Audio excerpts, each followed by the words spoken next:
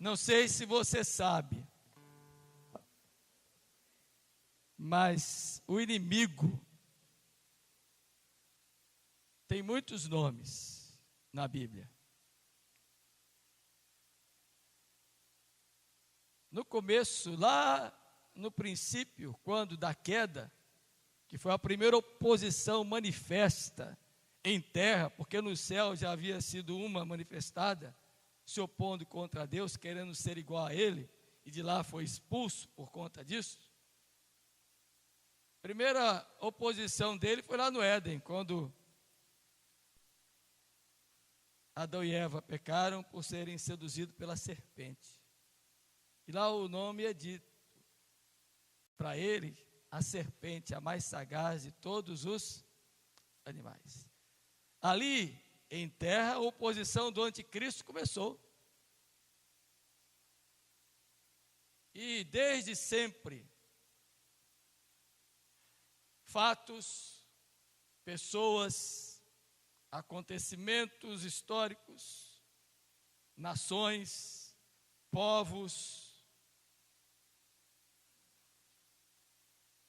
se levantam como representação do anticristo. A própria confissão de fé que nós adotamos como símbolo do que cremos como igreja reformada, nos diz que o anticristo se revela também na pessoa de pessoas que são líderes, que apresentam qualquer mensagem que não seja a mensagem do Evangelho. Todo que se coloca no lugar de Cristo é anticristo.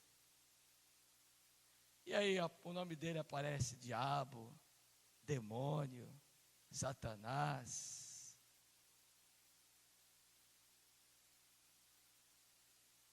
Representação de Antipas no Apocalipse, besta. Você pensa que hoje o anticristo parou? Não. Ele só vai parar no dia em que o sopro da boca do cordeiro, que já está soprado, o destruirá definitivamente. Até lá nós vamos estar aqui como igreja, como crentes, como pessoas, continuamente precisando de Deus que nos liberte quando o movimento, a ação do anticristo em qualquer representação venha contra nós ou tente nos prender, tente nos arruinar, nos atrasar. Temos que crer no Deus que nos libertará quando isso acontecer. O Egito já foi símbolo da ação do inimigo. A Pérsia, a Síria, a Babilônia, Roma, tudo no texto sagrado apresentado. E hoje tantos outros se apresentam. Ou talvez a nível pessoal, particular, individual, tentando trazer à prisão alguém que ele sabe que não lhe pertence. Nós estamos, desde domingo passado, falando de libertação. E os irmãos lembram que lemos o livro de Atos dos Apóstolos no capítulo 16, de 19 a 40. Hoje eu quero convidar você a emprestar o texto de Atos 16, versos 25 e 26 só. Mas você vai manter com a sua Bíblia aberta em todo esse texto que já lemos a semana passada, praticamente todo ele. Enquanto você procura aí, vocês se lembram que eu disse no domingo passado que esse relato que Lucas faz aqui no capítulo 16 é resultado do início da segunda viagem missionária de Paulo. que começa com a ação do cumprimento da chamada de Deus, realizando o início desta viagem na Macedônia, precisamente na cidade de Filipos.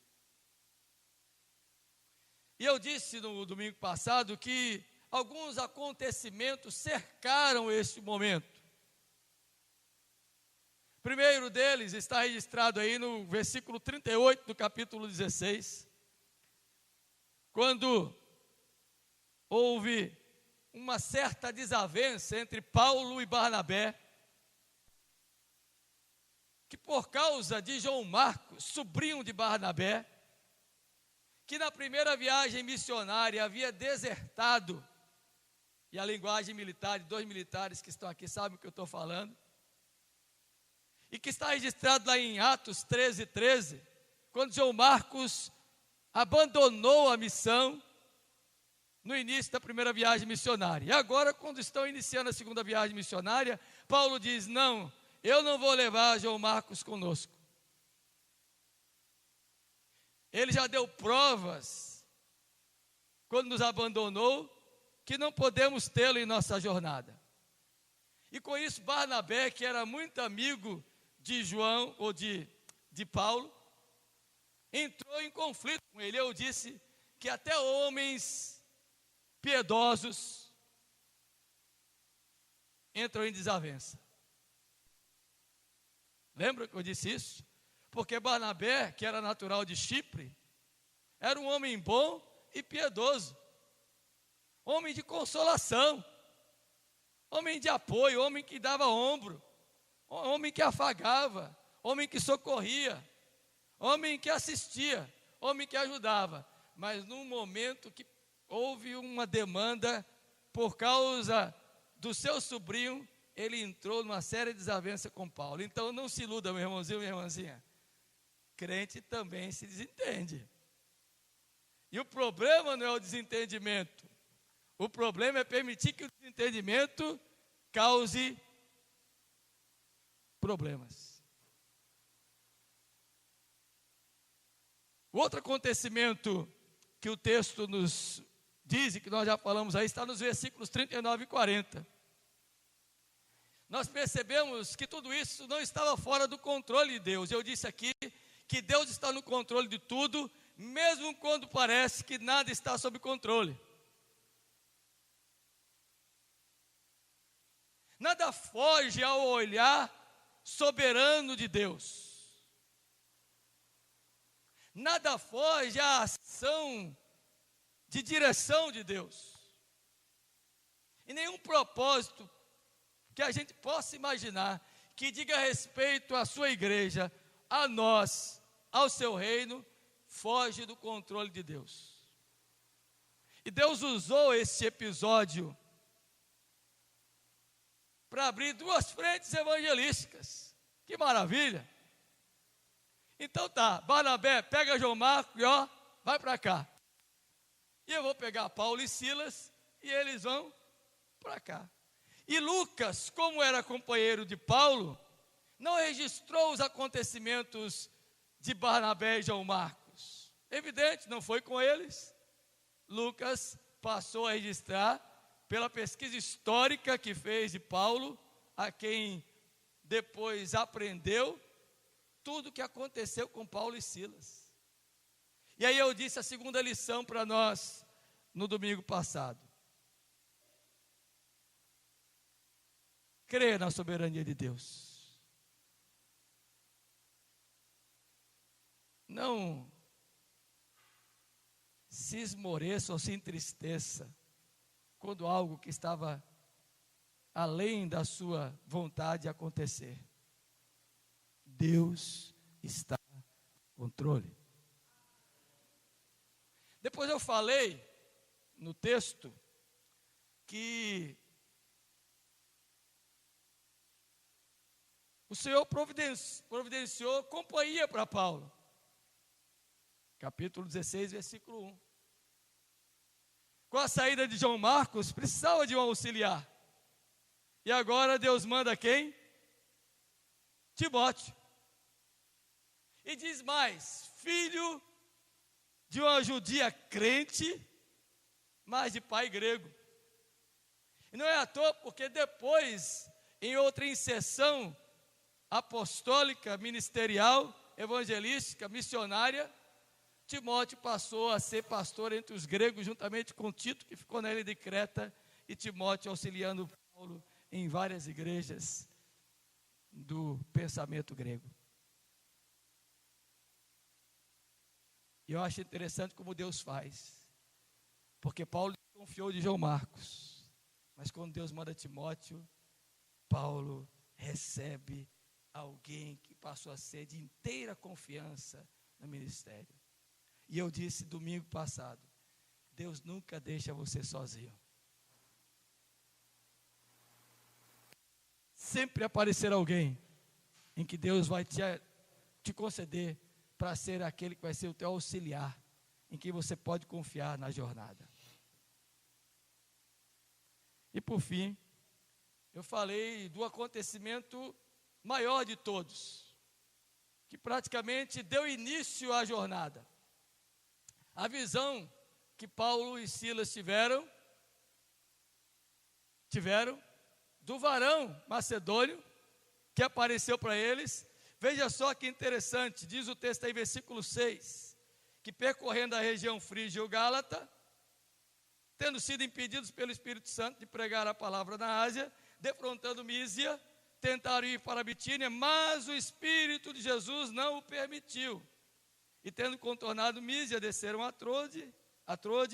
À noite sobreveio a Paulo uma visão, na qual um varão macedônio estava em pé e lhe rogava, dizendo: passa a Macedônia e ajuda-nos. Assim que teve a visão, imediatamente procuramos partir para aquele destino, concluindo que Deus nos havia chamado para lhes anunciar o Evangelho. Aí eu disse que Deus mostra a visão que é dele, não a nossa.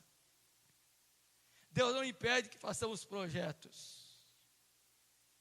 Deus não impede que tenhamos ideais próprios, inclusive para o seu próprio reino. Não há nada de ilegítimo nisso. Mas o que Deus quer é que nós obedeçamos ao seu comando. A visão que temos que seguir é a de Deus. Eu fiz uma distinção que não vou fazer mais hoje, sobre sonho e visão, que são similares. E como é que Deus usa isso? Eu disse domingo passado.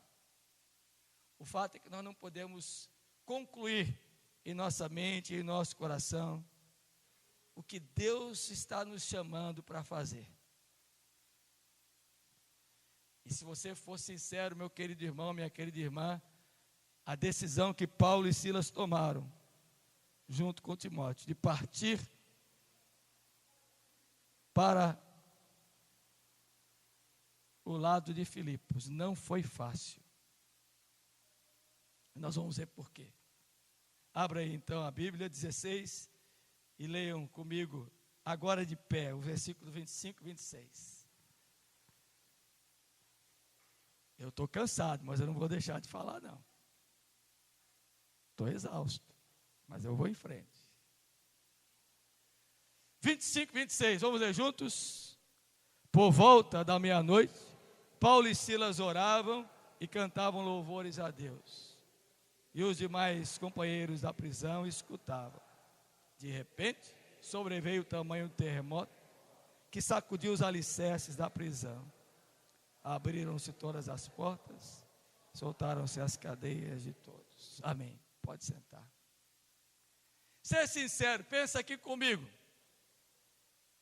Se fosse você,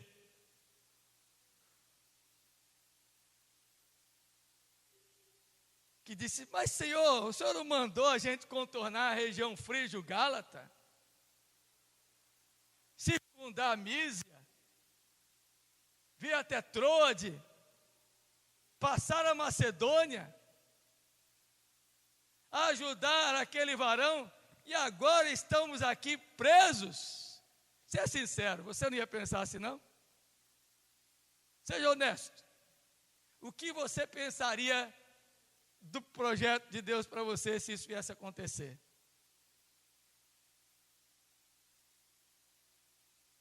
Pensei que o negócio ia ser bom porque tive uma visão gloriosa. O Espírito de Jesus me mandou. Eu vi claramente, atendi, obedeci, compreendi, levantei com Silas, partimos imediatamente, porque concluímos que era tua a jornada, e agora estamos aqui presos. Você pensaria assim, eu sei que você pensaria, porque eu também pensaria. Ou você nunca pensou assim, por que me mandaste para cá, Senhor? Hein, sargento? Hein, doutora? Lá no calor de Caicó,